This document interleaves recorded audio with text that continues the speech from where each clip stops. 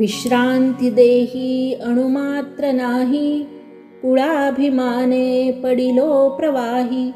स्वहित माझे होता दिसेना, तुझ वीण रामा मज कंठवेना.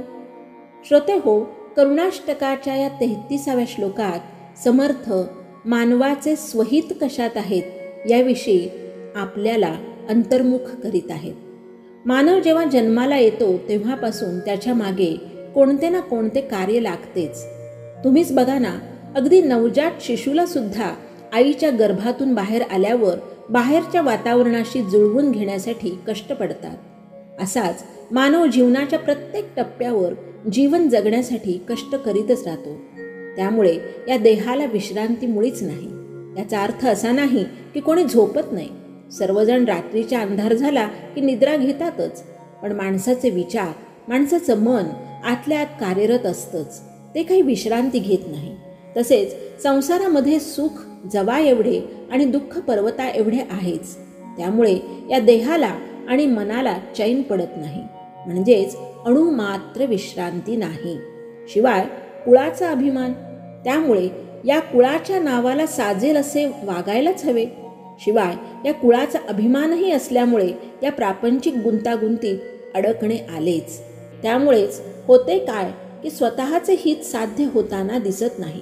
मंडळी, एवढे कष्ट करून रात्रंदिवस मेहनत करून स्वतःचे हित साध्य होत नाही असे समर्थ का म्हणत असतील? आपण ज्याला लौकिक अर्थाने हित म्हणतो त्याला समर्थ हित म्हणतच नाहीत. मुळे लौकिक हित म्हणजे काय? पैसा, अडका, मानमरातब, यश अपयश या सगळ्या गोष्टी स्वतःला अनुकूल असल्या की हित साधले म्हणतो. पण इथे समर्थांना असले हित नको आहे.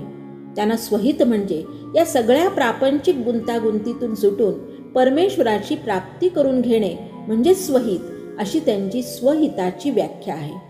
मग संसाराच्या प्रवाहात बुडलेल्या साधकाचे असे हे स्वहित कसे साधले जाणार? म्हणूनच समर्थ रामाला आर्ततेने सांगतात की हे रामा, हे घनश्यामा, माझे खरे हित तू जाणतोस. तुझ्या वाचून मला एक क्षणभरही चैन न पडणे यातच माझे हित आहे. तेव्हा आता तरी तू या भक्ताला आपले दर्शन दे आणि मुक्त कर. आणि म्हणून ते म्हणतात, विश्रांती देही अणुमात्र नाही, कुळाभिमाने पडिलो प्रवाही. स्वहित माझे होता दिसेना, तुझ वीण रामा मज कंठवेना. जय जय रघुवीर समर्थ.